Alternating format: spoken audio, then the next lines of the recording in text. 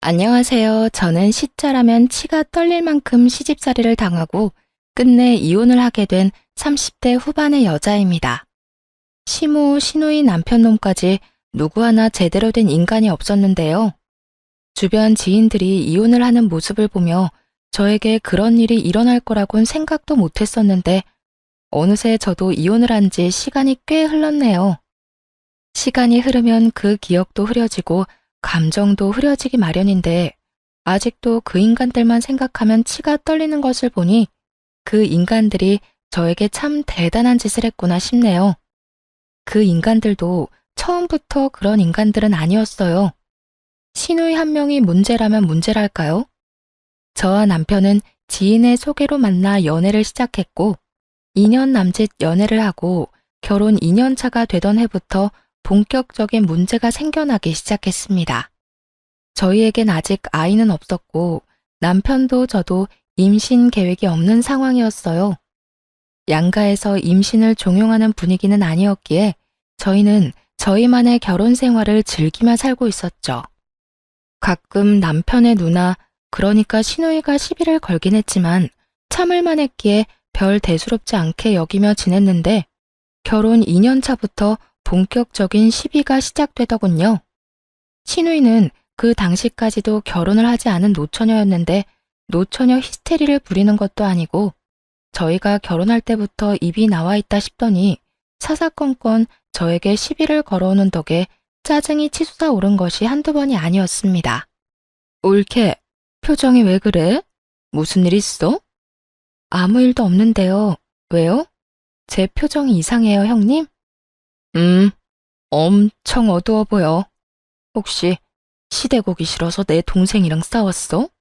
그래서 표정이 어두운 거야? 설마 했더니 시누이의 질문은 걱정이 아닌 시비였고 이런 것쯤이야 익숙했기에 저도 대수롭지 않게 시누이의 말을 받아쳤어요. 설마요. 오기 싫어서 싸울 정도면 애초에 온다고 말도 안 했죠. 형님도 알다시피 오늘도 제가 온다고 먼저 연락했던걸요? 그래? 표정이 너무 어두워서 혹시나 해서 물어봤어. 아니면 됐고. 오느라 고생했어. 얼른 손 씻고 와. 밥 먹어야지. 이렇듯 아니면 됐고라는 말을 남발하며 은근슬쩍 저에게 시비를 걸어오는 건 만나면 하는 인사와도 같은 것이 되었죠. 하지만 좋은 게 좋은 거라고 될 수 있으면 진짜 다툼으로 번지지 않게 참으려고 노력했어요. 이런 시비들이 있긴 했지만 선을 과하게 넘기진 않았기에 저도 참을 수 있었던 것이었죠. 한마디로 그때까진 참을만 했으니 참고 있었던 것이었어요. 그렇게 인고의 시간을 보내던 어느 날 시부의 생일이 다가왔어요. 친정 시댁 할 것 없이 늘 밖에서 모시고 계셨던 터라 그 해도 당연히 외식을 할 것이라고 생각했죠. 외식을 한다고 해도 전날이나 아침엔 집에서 끓인 미역국 정도는 가져다 드리고 있었고 외식을 하자고 먼저 이야기 꺼낸 것도 부모님들이었기에 그렇게 부족하다고 생각한 적이 없었는데 시누이의 생각은 그게 아니었나 보더군요. 시누이는 갑자기 시부의 생일을 집에서 모셔야 한다고 난리를 부리기 시작했어요. 심지어 평일이었던 시부의 생일을 앞당겨 주말에 하는 것도 아니고 꼭 당일에 해야 한다고 우겨대는 것이 아니겠어요? 올케는 시집온 며느리가 어떻게 시부모님 생신상 한번 차려드리는 법이 없어?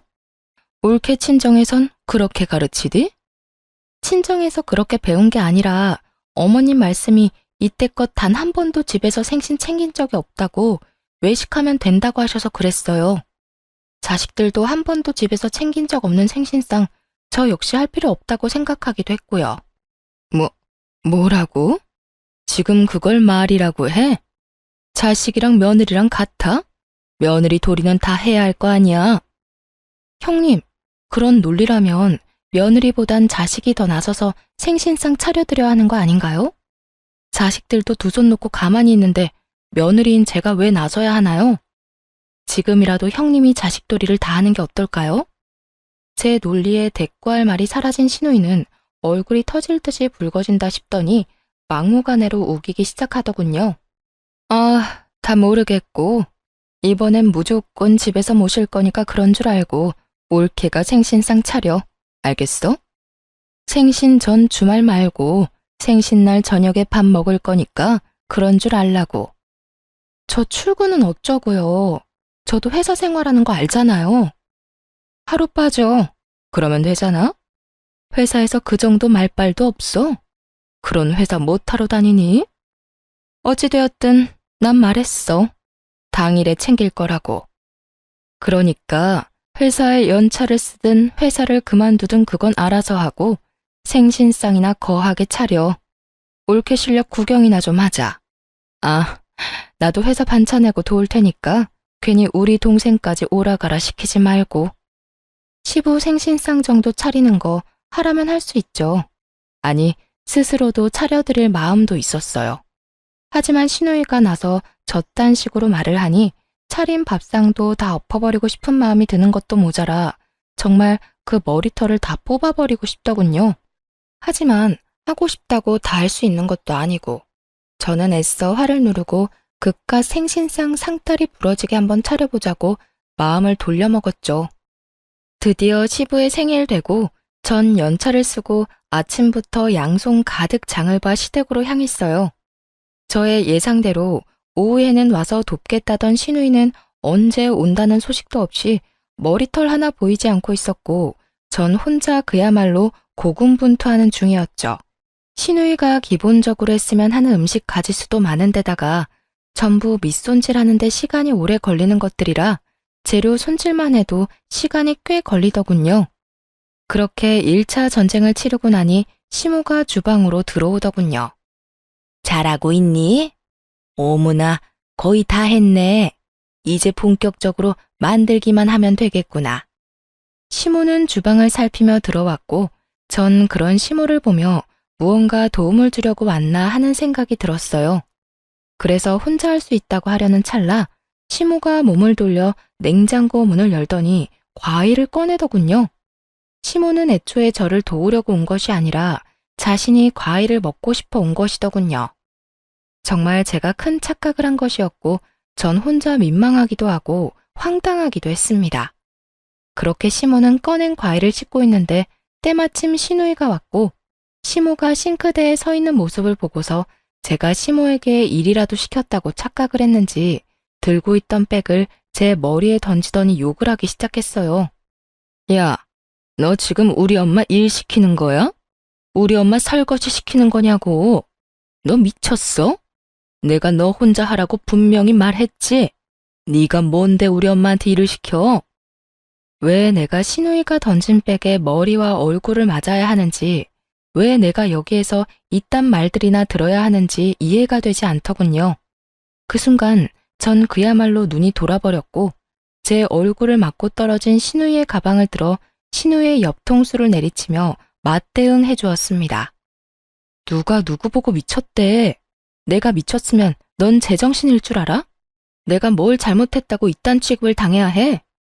제가 가만히 맞고만 있을 거라 생각했는지 시누이는 눈을 동그랗게 치켜뜨더니 입에 담을 수도 없는 욕들을 하기 시작하더군요. 이게 진짜 미쳤나? 감히 누굴 때려? 그리고 너?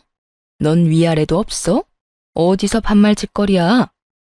너 같으면 맞고만 있겠어? 너 같으면 아무 잘못도 없이 맞았는데 존댓말이 나오겠냐고. 내가 일을 시켰다고? 너 눈이 없니? 자기가 먹을 과일 씻고 있는 거 안 보여? 어디서 제대로 알지도 못하면서 사람을 때려. 제 말에 시누이는 그때야 시모의 손에 들린 과일이 눈에 보이는 듯 하더군요. 시모 역시 이게 다 무슨 상황이냐며 시누이에게 상황을 설명하고 나섰고요. 그래, 나 과일이 먹고 싶어서 씻고 있었어. 이때껏 아가 혼자 다 준비하고 있었고. 넌 잘 알지도 못하면서 갑자기 이게 다 뭐니? 대개 이런 말을 들으면 미안하다, 착각했다, 오해했다. 이런 말쯤은 해야 하지 않나요? 그런데 대단한 시누이는 그 상황에서도 제 탓으로 다 돌려버리더라고요. 그랬으면 진작 말했어야 할 거 아니야. 벙어리야? 왜 맞고만 있어?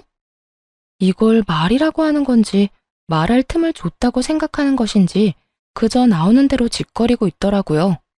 계속 그곳에 있어봤자 계속 싸울 것이 분명했고 더는 그딴 곳에 힘을 빼고 싶지 않았어요. 무엇보다 이딴 기분으로 시부의 생일상을 차리고 싶지 않기도 했고요. 그래서 전 마지막으로 신우이에게 쏘아주고선 집으로 와버렸습니다. 대답할 틈이나 주고 그딴 말을 해. 벙어리? 내가 참 기가 막혀서. 이럴 땐 그냥 미안하다고 사과라도 하는 게 사람으로 해야 할 도리라고요. 난 기분 상해서 더는 일 못하니까 생신상은 형님 혼자 차리든지 말든지 알아서 해요.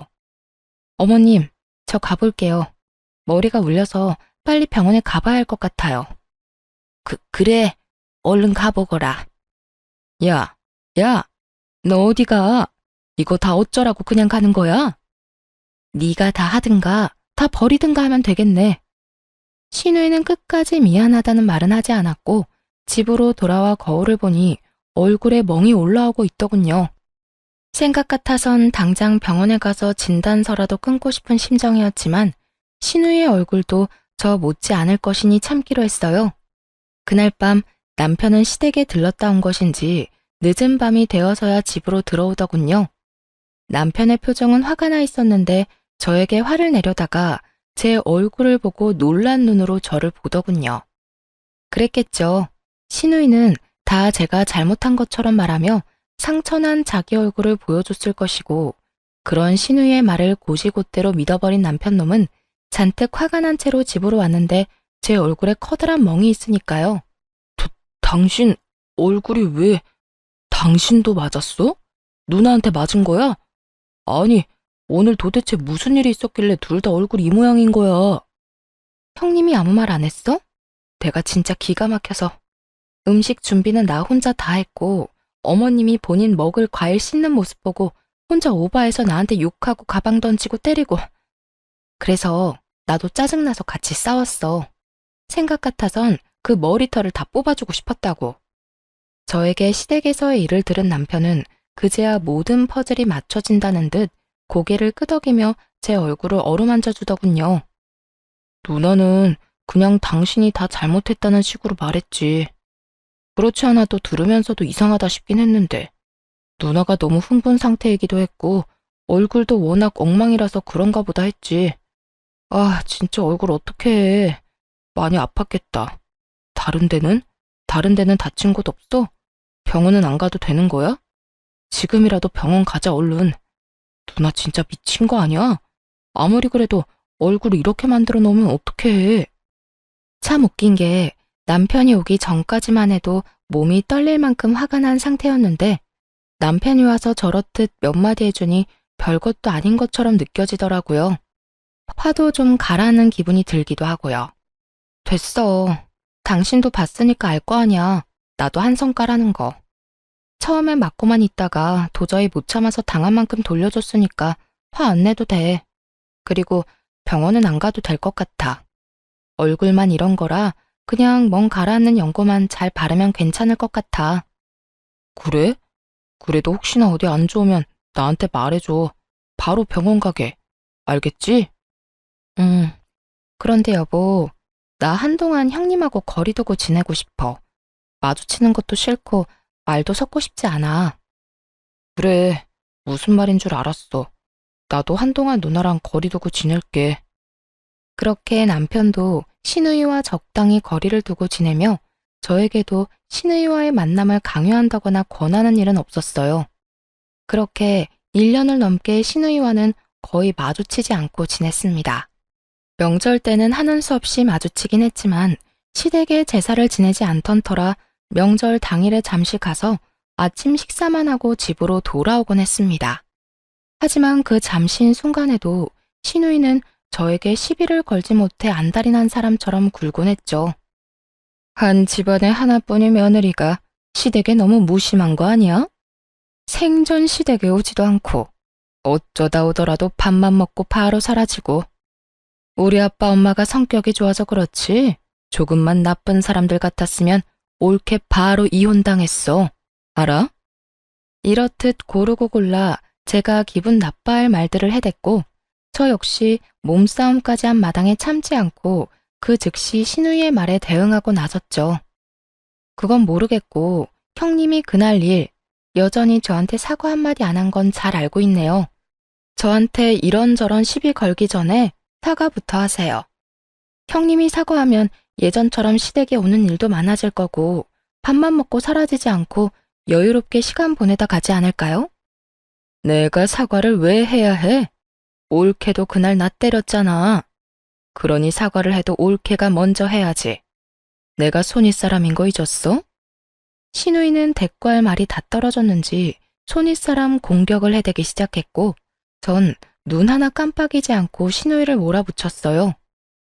손 위고 손 아래고 난 모르겠고요. 형님이 혼자 오해하고 먼저 욕했으니 먼저 사과를 해야 하는 건 알겠네요. 그리고 어쩔 수 없이 정당방위로 휘두른 거에 형님이 맞은 거니 제가 사과할 이유도 없고요. 뭐야? 너 지금 말 다 했어? 너너거리지 말죠. 자꾸 너라고 하면 돌아가는 대답이 곱지 않을 텐데요. 인연이 진짜? 끝은 꼭 이런 식이었어요. 저와 말다툼을 하던 신우이가 결국 흥분을 가라앉히지 못하고 욕을 하면 그런 신우이를 시부가 혼내고선 끝이 나버리는 마무리요. 이러니 저와 남편이 밥만 빨리 먹고 돌아올 수밖에요. 상황이 이렇게 되다 보니 시모와 시부는 서운한 기색을 내비치기도 했지만 이렇듯 만났다 하면 시비를 걸고 싸움이 되어버리니 길게 있고 싶어도 있을 수 없는 상황이었죠. 이런 일들이 쌓이면 쌓일수록 신우이에 대한 앙금이 쌓여갔고 신우이 역시 저에게 미안한 기색은 전혀 없었기에 우리의 사이는 나아질 기미가 보이지 않는 상태였어요. 그러던 어느 날 신우이의 결혼 소식이 들리더군요. 정말 잘 됐다 싶더라고요. 신우이가 시댁에 살고 있어 그렇지 않아도 편하지 않은 시댁이 더욱 불편했던 터라 얼른 시집이나 갔으면 좋겠다 했을 때가 한두 번이 아니었거든요. 그 대단한 성격 맞추고 살 남자가 내심 불쌍하긴 했지만 저에겐 여러모로 좋은 일임은 확실했습니다. 누나 결혼 소식 들었지? 그렇지 않아도 어머님이 형님 곧 상견례를 한다고 하시더라고. 어떤 남자래? 도대체 언제 만난 거래? 나도 자세히는 몰라. 조만간 집으로 부른다니까 그때 자세히 말해주겠지. 확실한 건 남자가 능력이 좋다고 하더라. 누나 입이 귀에 걸렸다니까. 부디 결혼하는 그날까지 그 남자랑 잘 지내서 얼른 시집이나 갔으면 좋겠다. 남편 역시 저와 생각이 같아 보였고 저와 남편은 하루빨리 신우이가 시집 갈 날을 손꼽아 기다렸습니다. 그렇게 상견례를 앞둔 어느 날 시댁에서 오라며 연락이 왔더군요. 이때까지만 해도 남편이 확실하게 시댁 편, 신우이 편을 들지 않아 이혼까지는 마음먹은 적이 없었는데 시댁에 방문하는 그날 전 상상조차도 해본 적 없던 이혼을 마음먹게 되었죠. 그날 남편과 전 시댁으로 가게 되었고 시댁에 가니 시모와 함께 곧 결혼할 신우가 있더라고요. 두 사람은 저희가 자리에 앉자마자 마치 돈을 맡겨놓은 사람처럼 대놓고 요구하기 시작하더군요. 예, 너희 돈 좀 있지? 너희 애도 없으니 돈 들어갈 때도 크게 없었을 테고 이때껏 모아둔 돈 좀 있을 거 아니냐? 갑자기 웬 돈 타령인가 싶더군요. 하지만 그것도 잠시 단 한 번도 본 적 없는 신우이의 순하고 기대에 가득 찬 눈빛을 보는데 딱 알겠더라고요. 우리 돈으로 시집을 보내려고 하는구나 하고요. 재빠르게 시모와 신우이의 의중을 눈치챈 제가 무어라 대답하려는 찰나 눈치 없는 남편놈이 술술 묻는 대로 다 대답하고 있더군요. 뭐 조금 있긴 하지. 아무래도 아기 낳게 되면 집도 옮기고 해야 하니까 부지런히 모았어. 근데 그건 왜? 남편의 말에 시무는 눈을 반짝이더니 숨도 쉬지 않고 이렇게 말했습니다. 그래? 그러면 그 돈 좀 내놓거라. 너희는 다시 모으면 되지 않니? 네 누나 이번에 결혼하는데 모은 돈이 얼마 없어. 우리도 도와줄 형편은 안 되는 거 너도 잘 알 테고. 좋은 남자 생겼을 때 얼른 시집 보내야 할 거 아니니? 그러니까 그 돈 좀 네 누나 주거라. 빌려주라고 해도 안 된다고 할 판국에 그냥 주라고 하더군요. 그 자리에서 안 된다고 딱 잘라 말해야 할 남편은 그걸 또 고민하고 있었고요. 전 이대로는 도저히 안 되겠다고 생각했고 남편이 또 무어라 입을 떼기 전에 제가 먼저 나섰습니다. 어머님, 그건 좀 힘들 것 같아요. 저희 전세 만기도 다 되어가고 이제 나이도 있어서 임신 계획도 해야 하는데 형님께 덜컥 다 드리고 나면 저흰 어쩌라고요. 너흰 두 사람이 버니까 그 정도는 금방 또 모으면 되지 않니? 아기야 좀 더 있다가 낳아도 되는 거고.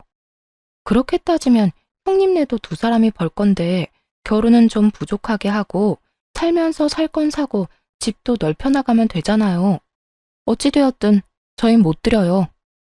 너 진짜 이렇게 나올 거니? 그까짓 돈 얼마나 된다고? 그리고 그게 다 네 돈이니? 내 아들 돈도 있을 거 아니야. 내 아들도 가만히 있는데 왜 네가 나서서 된다 만다야?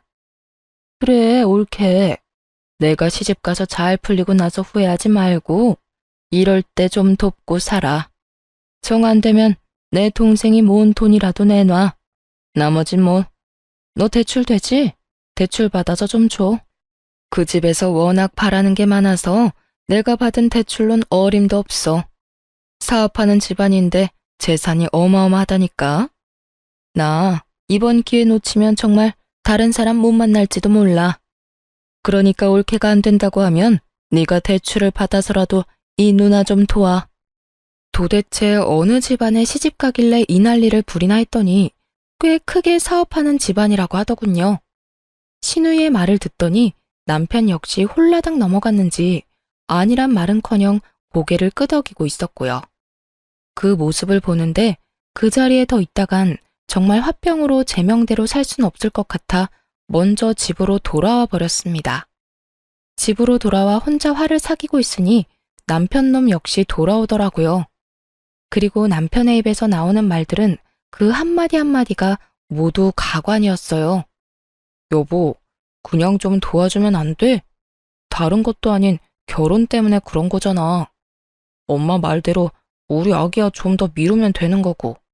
집이야 연장하면 되는 거잖아. 당장 필요도 없는 돈 가지고 있어봤자 뭐해. 그냥 우리 누나 좀 도와주자. 당신은 그걸 말이라고 해? 나보고 다른 사람도 아닌 형님을 도와주자고? 내가 왜 형님이랑 내 사이 몰라서 그래? 그리고 아까 형님 태도 못 봤어? 미안하다거나 고맙다는 기색 하나 없이 뻔뻔하게 내놓으라고 하는 거.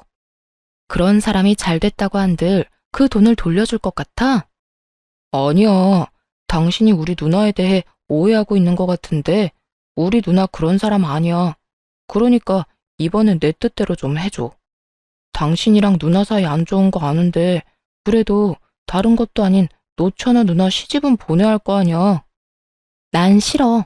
절대 싫으니까 당신이 대출을 받아서 주든 알아서 해. 단, 당신이 당신 누나 도와주는 만큼 나도 우리 집 도울 거니까 그건 알고 도와주도록 해. 뭐라고? 처가에 당신 도울 일이 뭐 있다고? 뭘 그런 걱정을 해? 우리 아빠 15년 된 차 아직도 끌고 다니는 거 알지? 임신도 미루자는 상황에 가지고 있어봤자 필요도 없는 돈 아빠 차나 바꿔주지 뭐. 혹시나 오래된 차 끌고 다니다가 사고라도 날까 봐서 걱정이었는데 잘 됐네. 야, 너 지금 그걸 말이라고 해? 아니다. 됐다 됐어. 그래, 이렇게까지 된 거 넌 너 알아서 해. 난 대출 받아서라도 누나 시집 보낼 테니까. 그렇게 남편과 저는 걷잡을 수 없이 사이가 멀어지게 되었고 저 역시 남편에게 큰 실망을 하게 되었죠. 돈도 돈이었지만 그 뒤에 이어진 남편의 행동이 정말 실망스러웠습니다. 저에게 돈독이 올라도 제대로 올랐다, 이기적이다 등 막말을 하는 것도 모자라 저를 어깨로 살짝 밀치고 지나가는 일도 생겨났어요.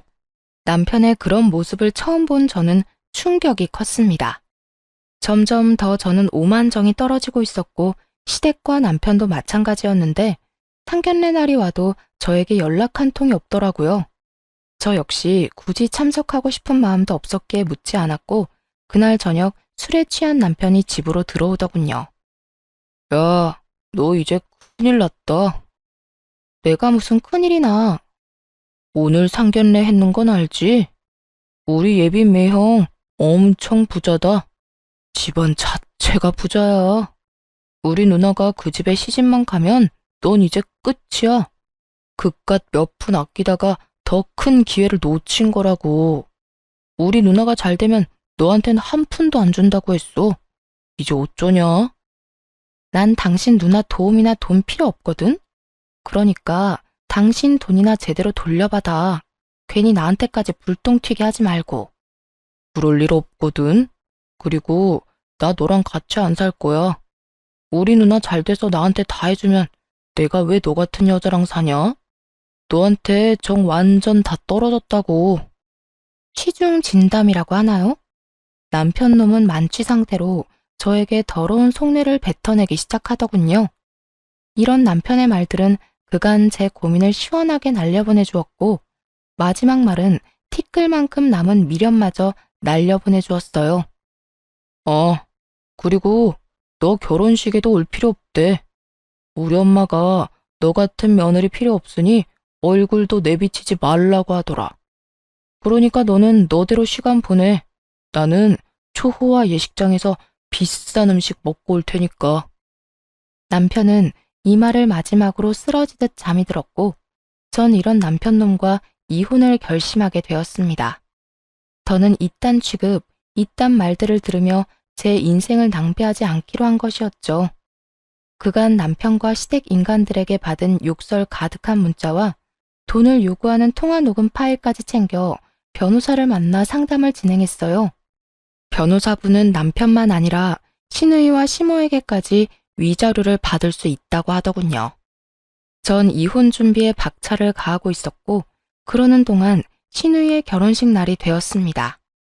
전 남편이 전한 그 말 그대로 결혼식장엔 얼굴도 내비치지 않았고, 제 짐을 모조리 챙겨 친정으로 와버렸습니다. 친정에 미리 말을 해뒀던 터라 제가 친정에 들어서니 부모님도 많이 속상하실 텐데 오히려 저에게 잘했다며 위로해 주더라고요. 딸, 어서 와. 그동안 마음고생 많이 했지? 고생했어. 수고했어. 엄마, 죄송해요. 내가 잘 살았어야 했는데 이런 꼴이나 보이고. 이런 꼴이 뭐 어때서? 맞지도 않는 사람이랑 마음고생하면서 사는 게 잘 사는 건 아니야. 아니다 싶을 땐 강단 있게 결정을 내리고 더 나은 길로 나아가는 게 정말 잘 사는 거라고. 그러니까 우리한테 그런 말 할 필요도 없고 그런 생각할 필요도 없어. 앞으로 네 인생 어떻게 하면 더 행복할지 그 생각만 하고 살자. 친정 부모님은 저를 보듬어주며 위로해 주셨고, 그 덕에 전 오랜만에 따뜻한 보살핌을 받으며 쉬고 있었어요. 달콤하던 휴식도 잠시. 시누이의 결혼식이 끝날 때가 되니 시모에게서 득달같이 전화가 오기 시작하더군요. 너 진짜 이럴 거야? 아무리 오란 말이 없었어도 그렇지. 정말 식장에도 안 나타나면 어쩌자는 거야? 사연엔 쓰지 못했지만 시모의 말 중 절반 이상은 차마 입에 담지도 못할 욕들이었고, 전 이것조차도 녹음을 하고 있는 상태였죠. 저 같은 며느리녀는 식장에 얼굴도 내비치지 말라고 했다면서요. 그래서 안 간 것뿐인데요. 그건 화가 많이 났으니까 그렇지. 그렇다고 정말 안 오면 어쩌자는 거니? 사돈집에서 우리 집을 뭐라고 생각했을 거야? 내가 어찌나 민망한지. 너 당장 지금이라도 여기 오거라. 와서 몸이 아파서 병원 다녀왔다고 변명이라도 하란 말이야. 제가 왜요? 저 이제 그 집 가족 안 할 건데 굳이 그렇게 해야 할까요? 뭐야? 너 지금 이혼이라도 하겠다는 말이니? 너 설마 우리가 돈 좀 달라고 한 것 때문에 그러니?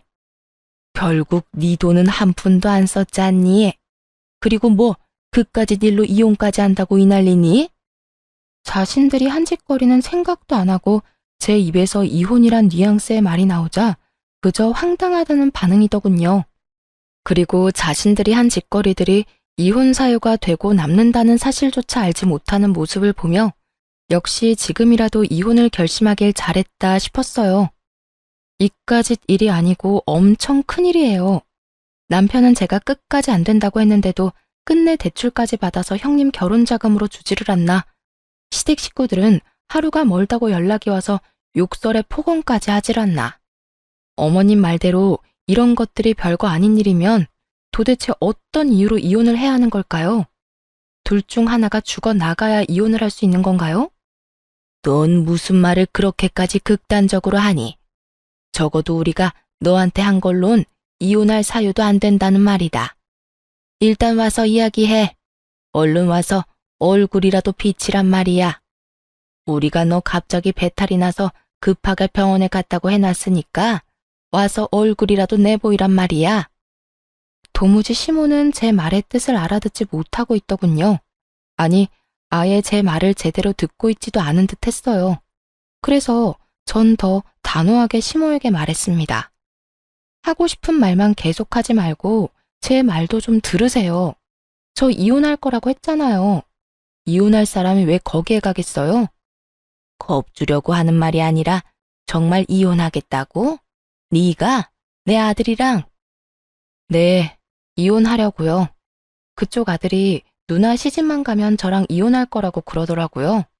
그래서 제가 이혼 준비 다 끝내놨어요. 그러니까 말 좀 전해줄래요? 이혼 준비 다 해놨으니까 도장만 찍으면 된다고요.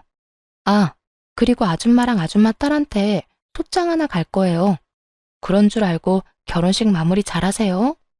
저는 전화를 끊자마자 휴대전화의 전원을 꺼버렸고 제가 연락이 되지 않자 친정 부모님에게까지 연락이 오며 난리가 났지만 모든 전화를 받지 않았습니다.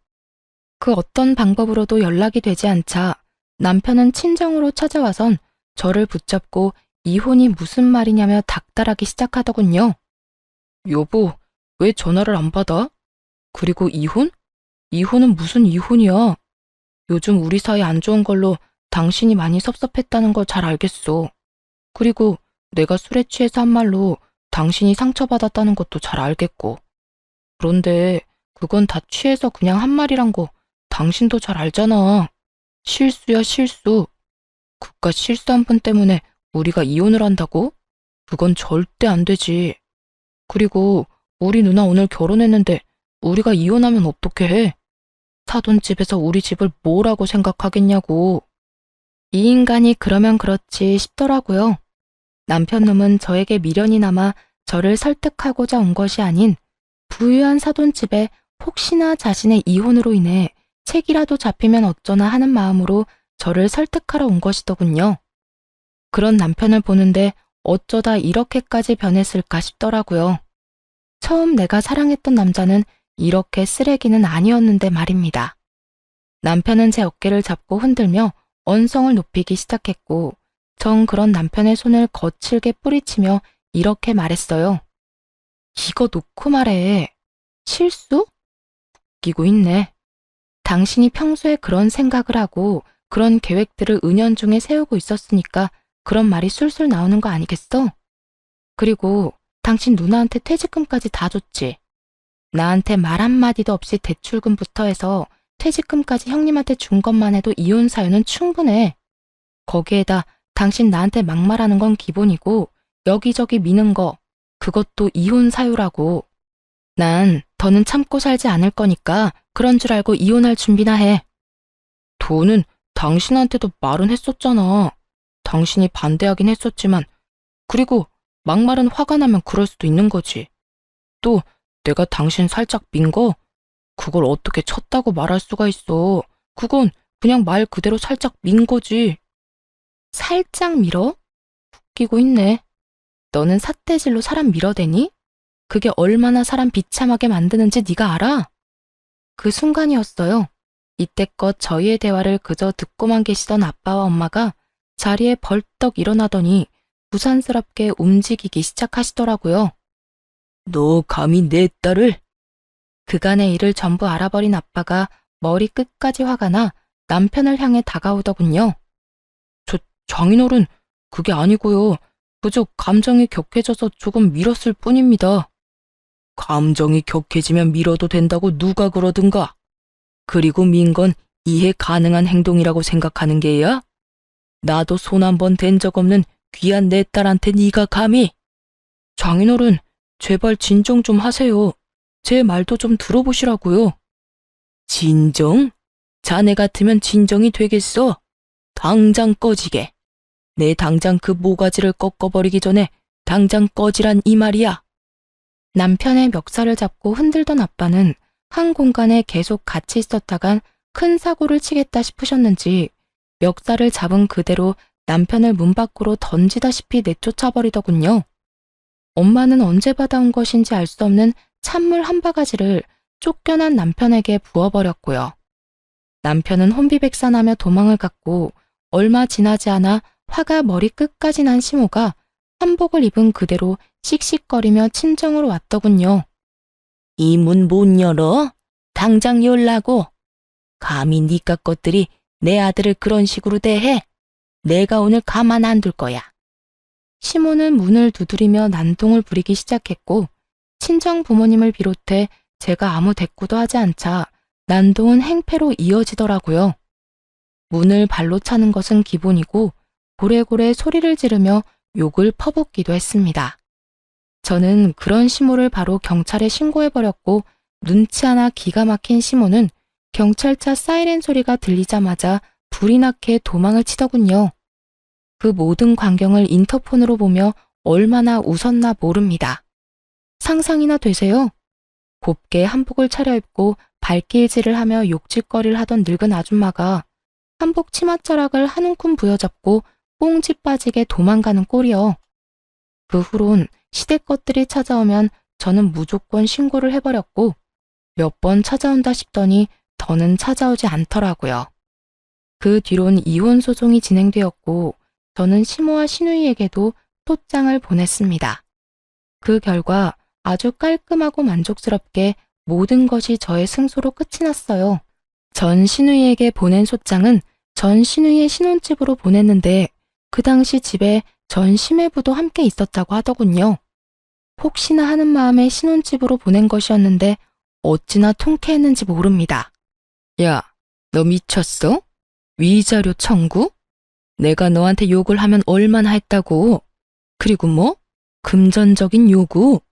내가 너한테 돈 달라고 해서 네가 돈은 줬어? 내 동생이 줬잖아. 네가 나한테 준 건 아무것도 없으면서 왜 나한테 이딴 걸 날리냐고? 너 때문에 내가 지금 얼마나 곤란한 줄 알기나 해? 네가 보낸 소장 내 남편도 다 보는 바람에 나 지금 이혼당하게 생겼다고. 내가 어떻게 한 결혼인데 어떻게 책임질 거야?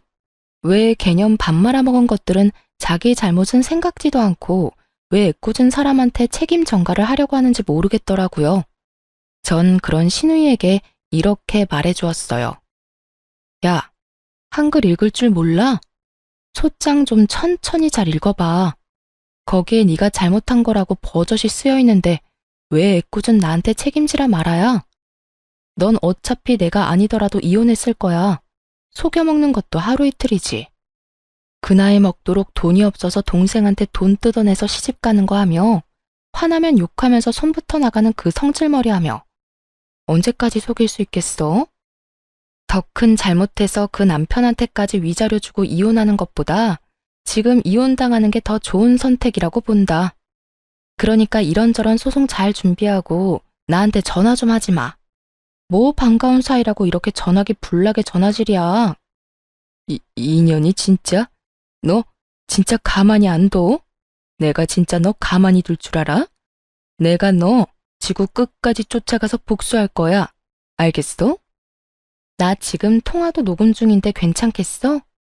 내 생각엔 이것까지 추가되면 퍽 곤란해질 텐데.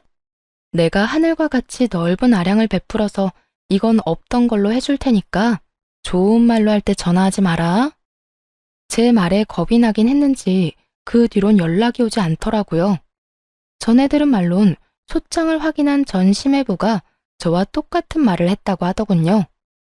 그 나이 먹도록 모은 돈이 그렇게나 없다는 것도 이해가 되지 않지만 더 이해가 되지 않는 것은 없으면 없다고 하면 되는 일인데 왜 동생 돈까지 받아가며 그 불화를 만든 것이 도무지 이해가 되지 않는다고 했다더라고요.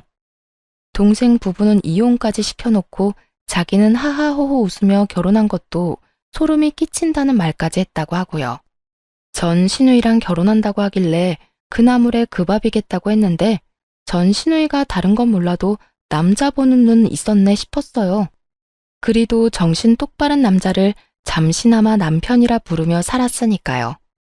웃긴 건 누나 시집 보내겠다고 대출이란 대출은 다 받은 전 남편은 한순간 빚쟁이가 되었더라고요. 전 신우이 역시 빚쟁이 신세를 벗어날 순 없었어요. 그렇게 시모는 빚쟁이가 되어버린 두 자식을 끼고 살게 된 것이죠. 참 그 인간들에게 너무나도 잘 어울리는 결말 아닌가요? 그 이후 전 여전히 회사 생활을 잘하며 살고 있습니다. 이혼하고 얼마 지나지 않아 전 남편이 회사 앞으로 계속 찾아오는 바람에 이직을 생각했던 적도 있어요. 경찰을 불러도 그때뿐이었고 또다시 찾아오는 짓거리를 반복하길래 어떻게 하나 고민하던 중 직장 동료의 도움을 받게 되었죠. 그날도 퇴근하는데 회사 앞에 남편놈이 저를 기다리고 있더라고요. 다림질도 하지 않는 것인지 다 구겨진 옷을 입고선 말이죠. 여보, 나 또 왔어. 너랑 나랑 이혼했다니까? 그 여보 소리 좀 집어치워. 이제 이혼 도장 인주 마른 지도 한참이고 제발 좀 찾아오지 마. 정말 구속이라도 당해야 정신 차리겠어? 그렇게 냉정하게 굴지 마. 나 정말 후회하고 있다니까. 지금 내 꼴 보이지? 나 진짜 힘들어. 당신이 내 곁에 없어서 이 꼴이 되어버렸다고. 내가 없어서가 아니라 빚쟁이가 돼서 그 꼴이겠지. 너 회사는 안 다니니? 일은 안 해? 일을 해야 빚을 갚을 거 아니야. 여기 찾아오지 말고 제발 일 좀 해라, 일. 당신 지금 내 걱정하는 거야? 역시 당신도 아직 날 마음에 두고 있는 거구나. 그러면서 왜 나한테 이렇게 모질게 굴어? 난 걱정하지 마. 난 당신만 내 곁에 돌아와주면 아무 문제 없어. 눈을 희번덕하게 뜨며 가까이 다가와 제 손을 잡으려고 하는데 정말 미쳐버린 것처럼 보이더라고요. 그대로 전 남편을 밀쳐버리려던 순간이었어요.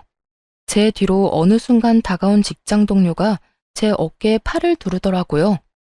자기야, 이 사람이 전 남편이라던 그 새끼야?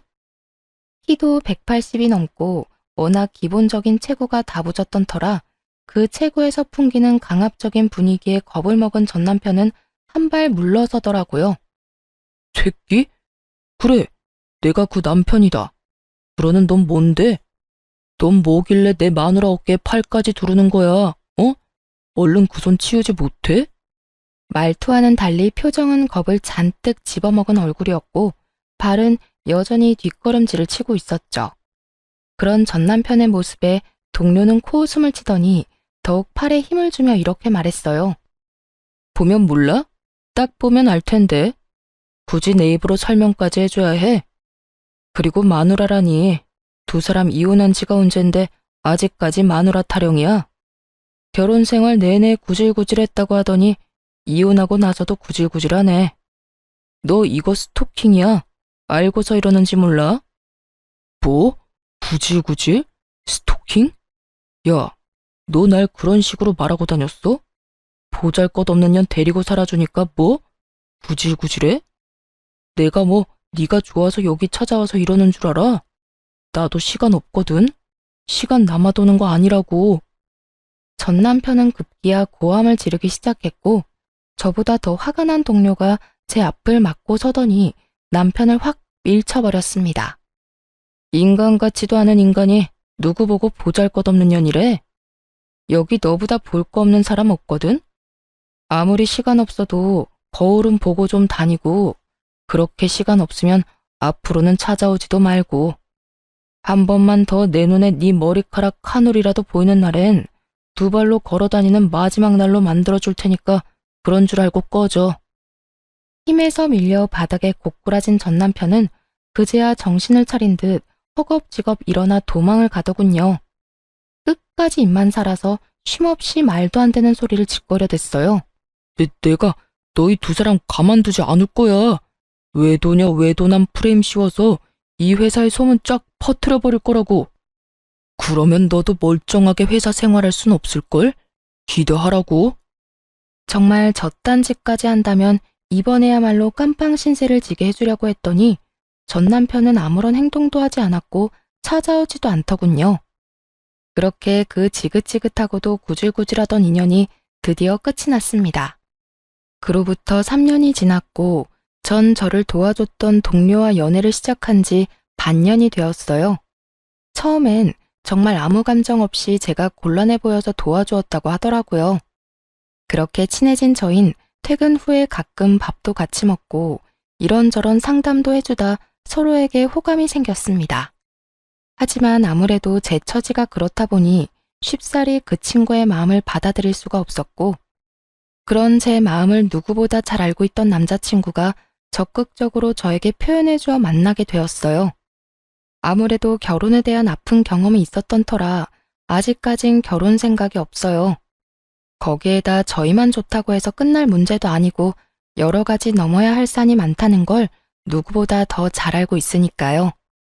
언제까지 연애뿐인 이 만남이 이어질지는 모르겠지만 적어도 남자친구를 만나는 동안은 제 마음을 속이지 않고 솔직하고 아낌없이 표현하며 지내려고 합니다. 남자친구도 지금은 그저 우리 마음에 집중하고 그 뒤 문제는 나중에 생각하자고 하기도 했고요. 적어도 훗날 지금 이 순간을 떠올렸을 때 후회는 하고 싶지 않거든요. 이로써 저의 긴 사연도 끝이 났네요.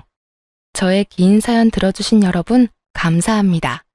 다들 행복하세요.